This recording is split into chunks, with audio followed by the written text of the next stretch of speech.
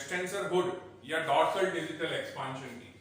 देखिए, जब भी आप एक्सटेंसर कंपार्टमेंट पढ़ते हैं तो एक्सटेंसर कंपार्टमेंट में हम जब पैटर्न ऑफ इंसर्शन देखते हैं तो ये टर्म हमारे सामने आता है कि जो लॉन्ग एक्सटेंसर टेंडन है फोरआर्म के, they will get inserted with the help of this structure is known as extensor hood, or most commonly it is also known as dorsal digital expansion। ठीक है, अब पहली चीज जो आपको इस डॉर्सल डिजिटल एक्सपांशन या एक्सटेंसर हुड के बारे में जाननी जरूरी है कि ये बनता क्यों है, मतलब इसका बेसिक रोल क्या है, इसका फंक्शन क्या है। तो देखिए, इसका जो मेन फंक्शन है या इस मॉडिफिकेशन के होने से फायदा क्या है, वो ये है कि हम जो स्किल्ड वर्क करते हैं, है ना, या यू कैन से दैट जो फाइन वर्क पॉसिबल है, उस फाइन वर्क में आपको क्या किस किस चीज की जरूरत होती है, हमें जरूरत होती है स्मॉल मोटर यूनिट की। स्मॉल मोटर यूनिट मतलब number of the small fibres those are supplied by single neuron. तो जितना मोटर यूनिट छोटा होता है उसमें एक न्यूरॉन से सप्लाई होने वाले मसल फाइबर्स भी उतने ही कम होते हैं। ठीक है, अब ये चीज का जो एडवांटेज है वो हमें मिलता है यहां पे जब हम डॉर्सल डिजिटल एक्सपांशन की बात करते हैं। क्यों?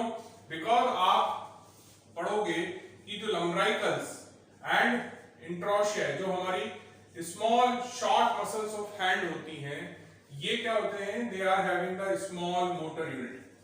स्मॉल मोटर यूनिट होने से, स्मॉल मोटर यूनिट्स होने से एडवांटेज ये होता है कि जब भी हम कोई स्किल्ड वर्क कर रहे हैं या फाइन वर्क कर रहे हैं, जैसे कि मैंने ये पेन होल्ड किया हुआ है, या आप कोई ब्रश से कोई पेंटिंग कर रहे हो या कोई स्टिचिंग कर रहे हो, उस टाइम पे हमें मेटाकार्पोफैलेंजियल जॉइंट एंड इंटरफैलेंजियल जॉइंट के जो मूवमेंट है वो बहुत ज्यादा कंट्रोल करने पड़ते हैं। ठीक है, अगर ये समझिए कि ग्रॉसली कोर्स मूवमेंट हो, कोर्स मूवमेंट मतलब जैसे आपने देखा कि ट्राइसेप्स एक्सटेंशन कर रहा है, ठीक है, बाइसेप्स एक्सटेंशन फ्लेक्शन कर रहा है, तो ये बड़ी जो मसल्स होती हैं इनकी मोटर यूनिट बड़ी होती है। ठीक है, और बड़े मसल्स के मदद से आप कभी भी फाइन या स्किल मूवमेंट नहीं कर सकते।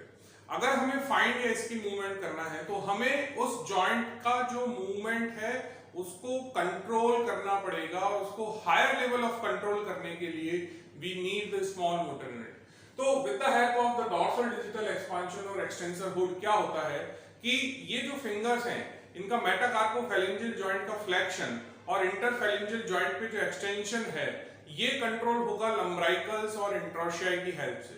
ठीक है, अगर यहाँ पे हम लॉन्ग एक्सटेंसर टेंडन्स की बात करेंगे तो ये लॉन्ग एक्सटेंसर टेंडन्स डायरेक्टली भी जाके फिंगर्स में इंसर्ट हो सकते थे, लेकिन उसके इंसर्शन से आप फाइन जो कंट्रोल है उसको कहीं ना कहीं मिस करते। क्यों? बिकॉज अगर ये मसल कॉन्ट्रैक्ट हो रही है तो यहाँ पे पावरफुल एक्सटेंशन हो रहा है। ठीक है, the extension of interphalangeal joint is very powerful, but when you are doing the movement for your painting or the brushing, or we do the small extensor and flexor movement of the fingers, so वो जो control है, fine control, वो possible नहीं हो पाता। तो physiologically उस चीज को इंप्रूव करने के लिए the nature has provided the control of these small joints with the help of this dorsal digital expansion, जो कि हमारे posterior surface of finger पे होता है। ठीक है, so now we'll see कि डॉर्सल डिजिटल एक्सपांशन का स्ट्रक्चर क्या होता है। तो डॉर्सल डिजिटल एक्सपांशन का स्ट्रक्चर समझने के लिए अगर सपोज हम यहाँ पे हमारे ये 3 फैलेंजेस ड्रॉ करें, ठीक है, तो ये जो हो गए हमारे 3 फैलेंजेस और ये हो गया आपका मेटाकार्पल का हेड। ठीक है, this is your metacarpal. Clear?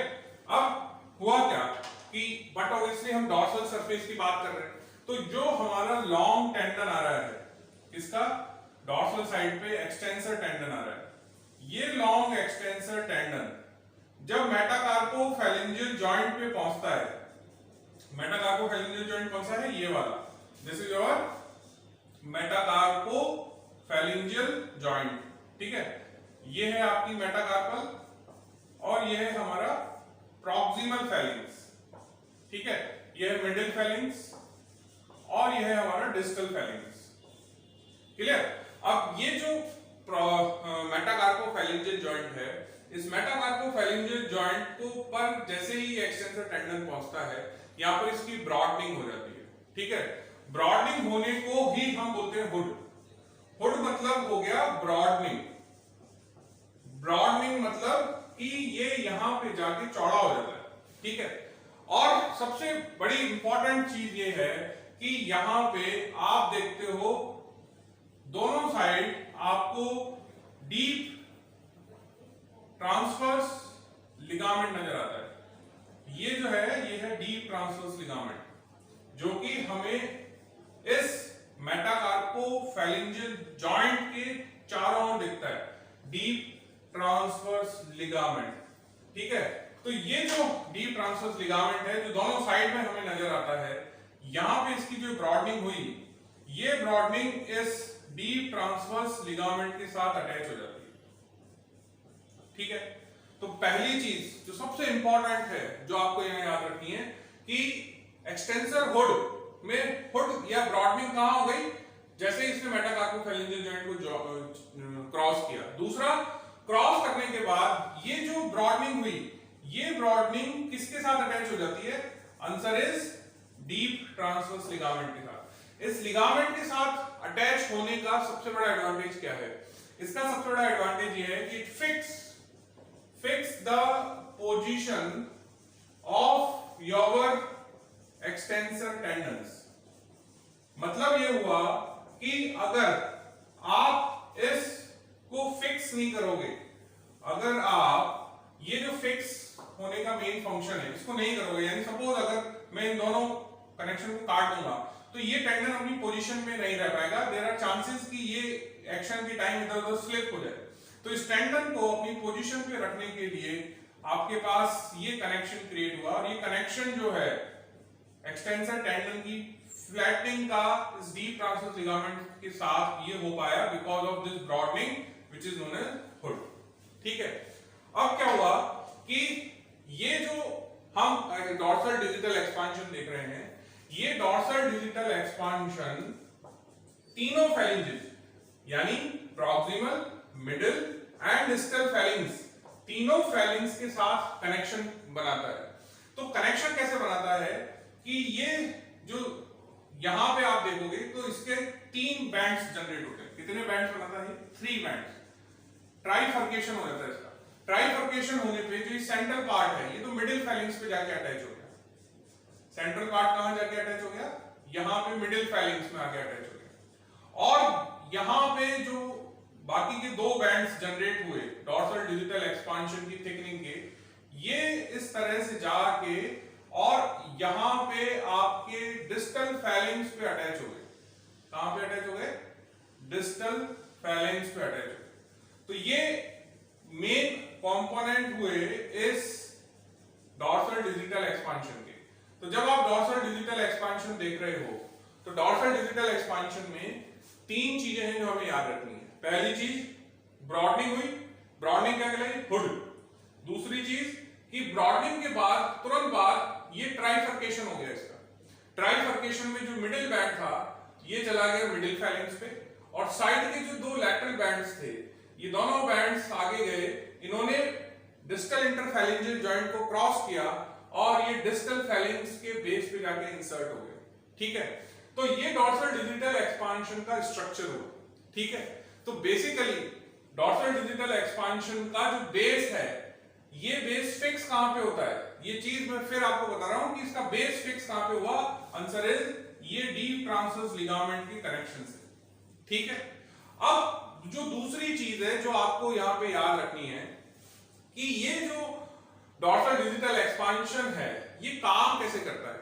ये काम करता है with the help of lumbricals and interosseous muscle. अब आपको ये पता है कि हैंड में पामर सरफेस पे जो आपका फ्लेक्सर डिजिटोरम प्रोफंडस का टेंडन है, उस फ्लेक्सर डिजिटोरम प्रोफंडस के टेंडन से 4 लंब्राइकल्स अराइज हो रहे हैं। कितने? 4 लंब्राइकल्स अराइज हो रहे हैं। ठीक है, और इंट्रोशिया कितने होते हैं? वो भी हमारे पास 4 पाल्मर होते हैं और 4 डॉर्सल होते हैं, यानी 8 इंट्रोशिया होते हैं। अब जब आप इनका इंसर्शन पैटर्न देखोगे तो इंसर्शन पैटर्न में डॉर्सल डिजिटल एक्सपांशन पे आपको कई बार ये पूछा जाता है कि what is the pattern of insertion और what is the difference between the attachment of lumbricals and interossei on the dorsal digital expansion.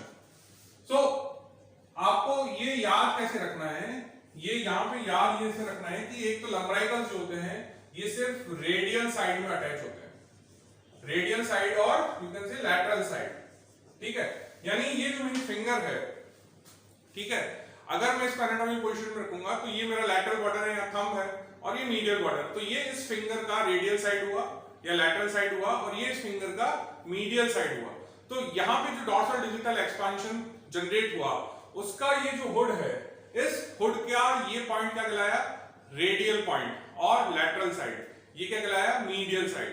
तो जितने भी लंब्राइकल्स होते हैं ये सारे लंब्राइकल्स किधर जाते हैं, ऐसे lateral, they will not go on the medial side of this finger.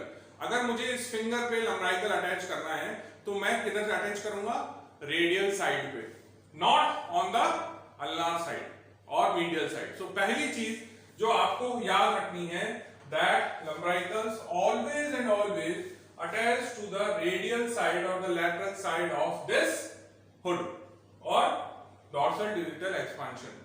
इंट्रोशियाई जो होते हैं ये बोथ दोनों साइड हो सकते हैं, they can be on the radial side as well as ulnar side. यानी जो इंट्रोशियाई हैं वो इसके लैटरली भी जाके अटैच हो सकते हैं एंड मीडियली भी जाके अटैच हो सकते हैं, ठीक है। सो पहला पॉइंट, दोनों के अटैचमेंट में क्या डिफरेंस है, on this dorsal digital expansion that lumbricals always attach on the radial side of the dorsal digital expansion while the interossei attach on either side, इधर में भी रेडियल और अल्नार दोनों साइड आपको मिल सकते हैं, ठीक है। दूसरा एक और बेसिक डिफरेंस है कि जब आप ये वाला जो डीप ट्रांसवर्स लिगामेंट है, ये डीप ट्रांसवर्स लिगामेंट देखते हो तो इस डीप ट्रांसवर्स लिगामेंट के नीचे से होता हुआ, यानी इसके एंटीरियर साइड, यानी इसकी पाल्मर सरफेस, ये जो लिगामेंट है इसकी भी दो सरफेस होगी, एक जो उसकी वेंट्रल सरफेस है या पाल्मर सरफेस है, एक जो ये पीछे वाली सरफेस है यानी डॉर्सल सरफेस है। तो जितने भी लंब्राइकल्स होते हैं ये इसके वेंट्रल साइड, वेंट्रल सरफेस और you can say palmar surface और you can say anterior surface of this deep transverse ligament से क्रॉस करके लैटरल साइड में जाता है, ठीक है। अगर मुझे यहां से जो लंब्राइकल है उसको पीछे ले जाना है तो यहां पे रास्ते में क्या आएगा, ये डीप ट्रांसवर्स लिगामेंट। तो मेरे पास दो तरीके हैं, या तो मैं इस डीप ट्रांसवर्स लिगामेंट के ऊपर से होता हुआ, सपोज ये मेरा डीप ट्रांसवर्स लिगामेंट है, ठीक है, तो मेरे पास दो तरीके हैं कि या तो मैं इसके ऊपर से होता हुआ, यहां से होता हुआ इस पॉइंट पे अटैच हो जाऊं, या दूसरा तरीका है कि मैं इसके नीचे से आके यहां पे अटैच हो जाऊं, ठीक है।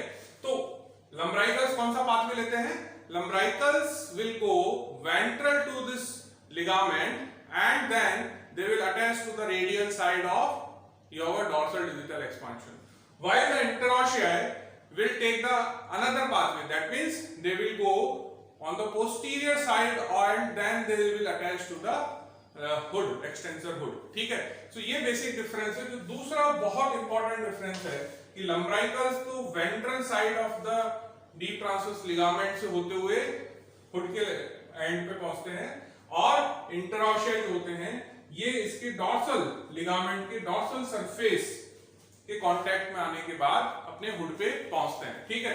तो उसके लिए आप ये वाला डायग्राम देखिए, इस डायग्राम में क्लियरली आपको पता चल रहा है कि ये जो स्ट्रक्चर है ये क्या है, लिगामेंट है, this is the deep transverse ligament. इस डीप ट्रांसवर्स लिगामेंट के नीचे से होता हुआ ये जो आपका टेंडन जा रहा है ये है लंब्राइकल्स, और इस लिगामेंट के ऊपर से ये जो स्ट्रक्चर टर्न मार के जा रहा है ये है इंटरऑशिया, ठीक है।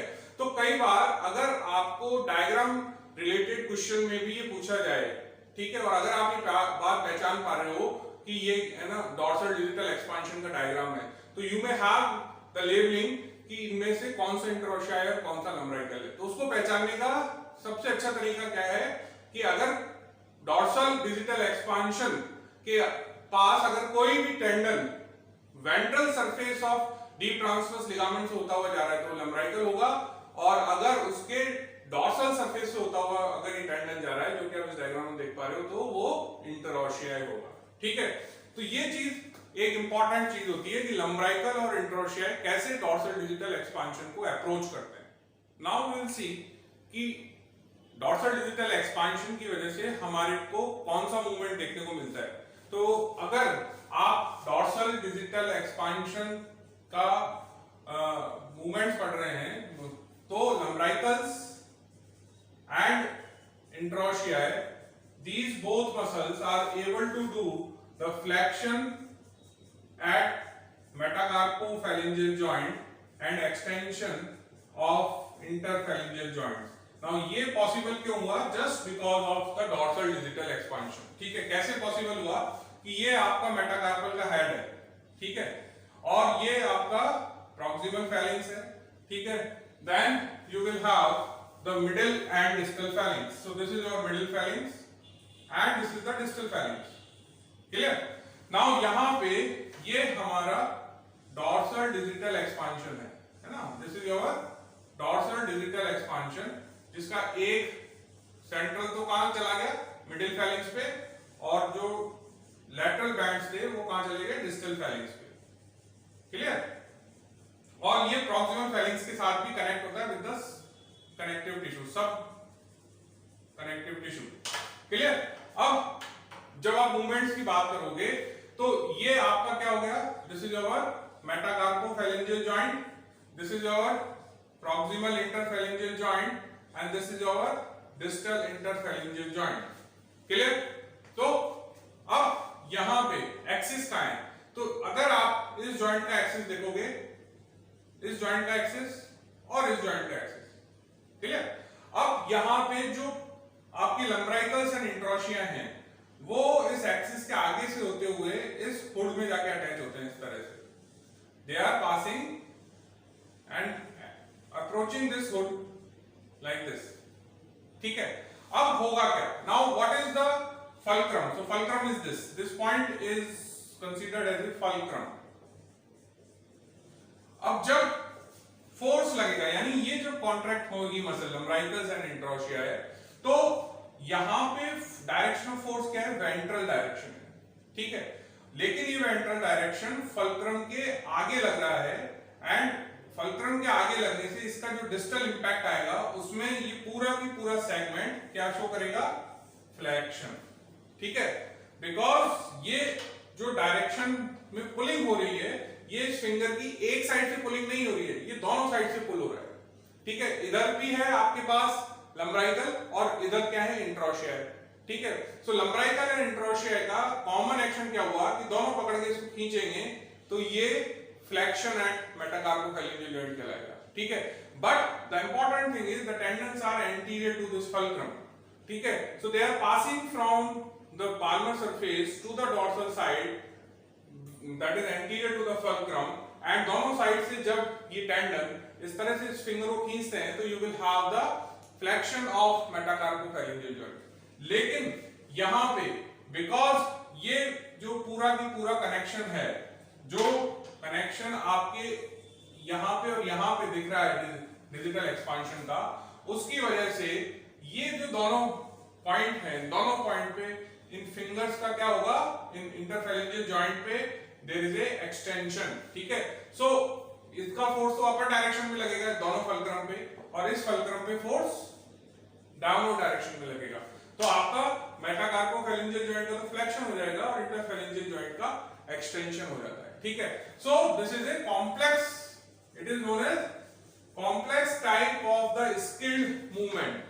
These are the complex type of the skill movement, and ये complex type of skill movement जो होते हैं ये इन short muscles की small motor unit की वजह से ही हो पाता है। ठीक है, so इसीलिए कहा जाता है कि अगर आपके लंबराइकल्स और इंटरओशिया पैरालाइज्ड हो गए तो क्या होगा? ये वाला एक्शन चला जाएगा, यानी flexion of metacarpophalangeal joint and extension of interphalangeal joint, जो कि डॉर्सल डिजिटल एक्सपांशन की हेल्प से हमारे लंबराइकस और इंटरॉक्शिया कर रहे हैं, वो पॉसिबल नहीं होगा। ठीक है, और अगर यहाँ पे मीडियन और अल्नानो इंजरी होगी तो ये अल्टीमेटली इसका रिवर्स एक्शन दिखेगा, because unopposed action of extensors फिर हमें देखने को मिलेगा, क्योंकि एक्सटेंसर्स का अब एक्शन को अपोज करने वाले flexors at metacarpophalangeal joint paralysed हो चुके हैं, and that will lead to the clawing of your hand. ठीक है, तो मीडियन और अल्नानो अगर कंप्लीट पाल्सी होगी तो कंप्लीट क्लॉइंड हो जाएगा। ठीक है, so this is the basic concept about the dorsal digital expansion and how the dorsal digital expansion is helpful. Thank you.